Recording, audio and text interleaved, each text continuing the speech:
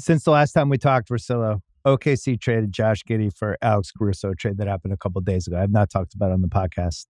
And the consensus seemed to be, how did OKC get this done without throwing in anything else? Why didn't they throw in picks? This isn't even a hot take. It feels like a zag, and I'm not even sure it feels like a hot zag. I thought Chicago won the trade. I like Giddey. I do. I like Giddey. He's 21 years old. To me, this was like one of the all-time buying low NBA trades of this century. Year 2, age 20, 17, 8, and 6, 48%. Super competitive. They had like nobody. They had no center. They went 40 and 42. That guy was fucking bringing it.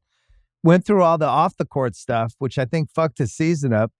And by the way, not great for him, but I think, it got the year off to a bad start, combined with the team was better. SGA had the ball a lot, and he started to get marginalized as the year went along. 21 years old last year, but I went and looked at 21 under guys who averaged 15, 6, and 6 and played 60-plus games. Here's the list. Luka 3 times, LeBron twice, Magic, LaMelo, Ben Simmons, and Josh Giddey in the history of the league. If you go 20 and under, which you did as a sophomore, Luka twice, Magic, LeBron, LaMelo, Josh Giddey. I just think people forgot that he's actually good, and he was in a weird situation on a team that didn't really need him. And now he's going to a team that's not that good, that's going to be like, yo, Josh Giddey, we think you're good. Here's the ball. And I think he was an asset. So what'd you think? I agree with you. Oh, we didn't talk about this. No, we didn't. I couldn't believe seeing it play out in real time on Twitter. I was like, wait, so everybody just thinks Josh Giddey sucks? Now, if you go in recent events, he couldn't stay on the floor in the playoff game because he was the one guy that Dallas decided, we're just not going to defend you at all. And when you start running into those problems where it's somebody you don't even care about, and we've seen this happen plenty of times with teams. It happened with Cleveland against the Knicks. It's just like, you know what? We actually aren't even going to bother with you at all. And then OKC's kind of stuck with having to get him out of there. By the way, 28 of the 30 teams have a guy like that every year, and they have to learn how to make that guy work in their offense. It's like, all right, you're our guy who teams are going to be okay leaving you alone, so how are you going to affect it? Yeah, and him off the ball all the time because SJ is so good on the ball. Jalen's going to get a bunch of possessions where he's initiating something. Giddey off the ball is a diminished version of him. But when he played, when he went on that run, when SGA was out, he was incredible. All right. Now, the off the court stuff also destroyed his rep. And I don't know what to make of it. I know they investigated it. They said it was done. You can believe whatever you want. I don't know what to believe on that one. But that clearly plays into just the general Q rating of Josh Giddey during this trade.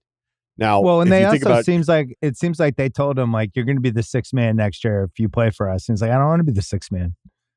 Yeah, I feel like I could be one of the best 3 guys on a team, which led to the trade. I mean, Sam was pretty honest about that.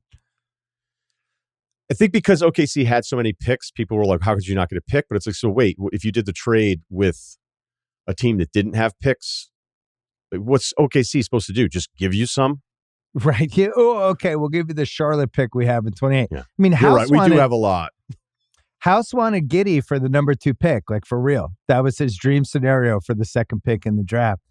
I just think the stuff Giddey did, and I saw him in person a couple times the first 2 years of his career, and I just like how he plays.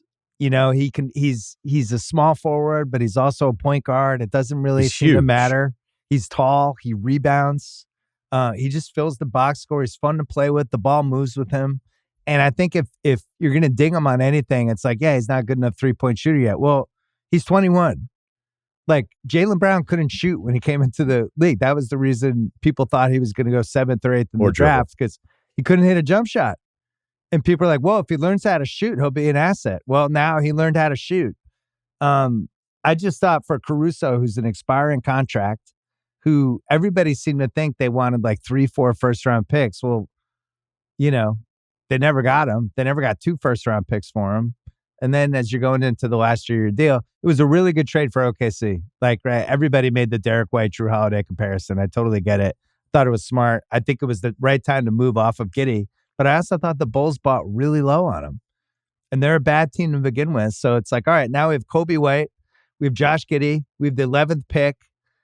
Probably have to figure out a way to get rid of Levine. DeRozan's probably leaving. Maybe we can trade Vooch for somebody. But at least now they're like moving in a direction that makes sense to me. Because we talked about them 2 weeks ago. No, I'm saying like they're not trying to. I don't think they're trying to be a contender now. I think they're looking at let's actually try to rebuild this a little bit. Would you trade Patrick Williams for the number 1 pick? I would not. I wouldn't. I think Giddey's good though. You wouldn't trade the pick, right? No, I would not. Okay, I would not. I like Giddey more than Twitter did for a night. So can you go SGA, Dort, Caruso, J-Dub, and Chet at crunch time for 4 straight rounds? Because my answer would be no. I need 2 more guys that give me a little big, small flexibility. And they have the 12th pick in the draft. They have cap space.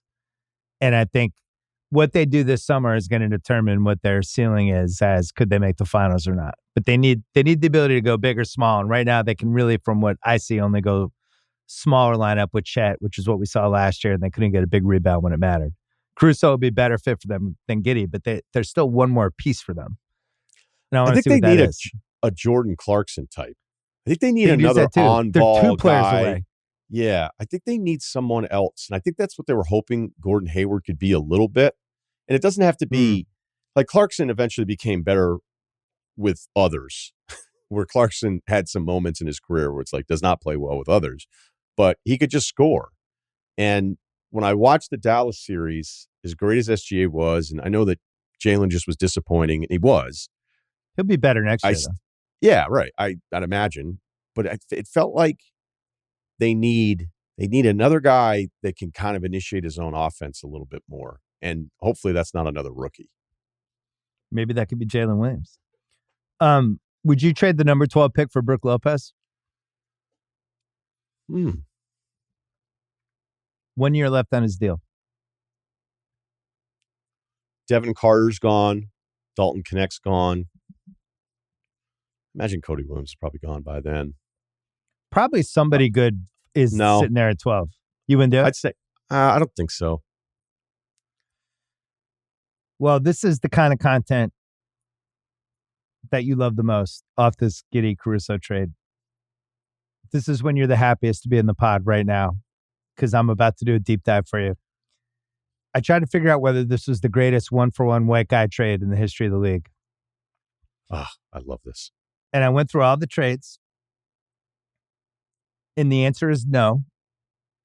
Because in 1966, I liked Bailey Howell for Mel Counts straight up a little bit more. And I think Mel Counts was white. I'm not positive, but I think he was. But that was Baltimore, Boston. The Celtics get Bailey Howell. They make the 1967. He makes the 1967 All-Star team. They don't win the title. He averages 20 a game, 67, 68, 69. They win 2 titles with him. Mel Counts lands on the 68 Lakers and starts in the NBA Finals. And I think that's the greatest 1-for-1. We'll see if Giddey-Caruso can surpass it. But I went through. It's pretty rare. It's hard to find the 1-for-1ers with the white guys. Dolph Shay's not involved in any? No. A lot of career stability for him. I thought for sure it was going to be like a Paul Westphal for somebody, and it just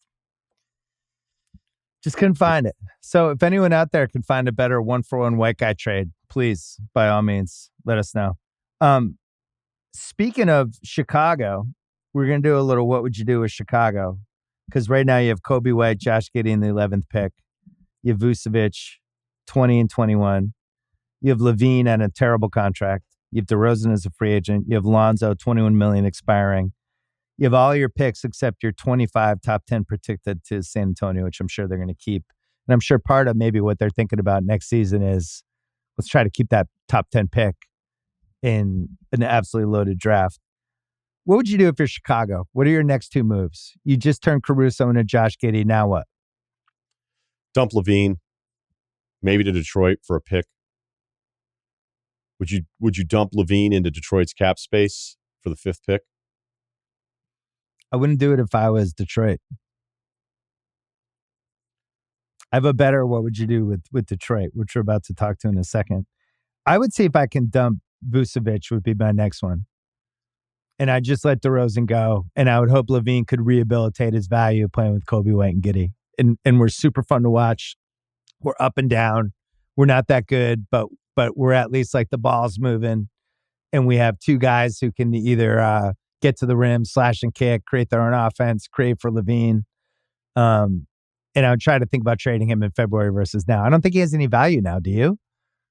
Do you think people are like, hey, what are you guys doing with Zach LaVine? I don't think teams are looking at him. The contract numbers, I was looking at it again scary. today. And he said 49 million surgeries. 3 years from now. Yeah, with multiple surgeries. So I think that's got to be a wait and see. Would you re-sign DeRozan? What would you do? I mean, and could you get him to re-sign? I guess would be a better question. Probably letting him go. I'd be open to it. Depends on what the number is. I just think that he's a great guy to have around, and he's still good. And if it's There's not a lot of LA buzz with him too, by the way. That's another one that with the smoke where I can't tell what the smoke is, because I was wondering if that was a Paul George destination, maybe. Like why would he want to go to sign Chicago? And trade. I don't think he would, but there's like DeRozan Lakers, DeRozan Clippers, and DeRozan coming home. I think they saw him at the Kendrick Lamar show and were like, that's awesome if he was a that's Laker. where it all And started. was like, all right.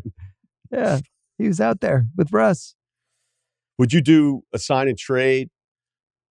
I don't know. The trade machine doesn't work right now because nothing is like legal. I know they have to do a thing where they have to you can uncheck out. all the and everything is available basically. Well, I'm on the record. If I'm Chicago, I'm just blowing it up.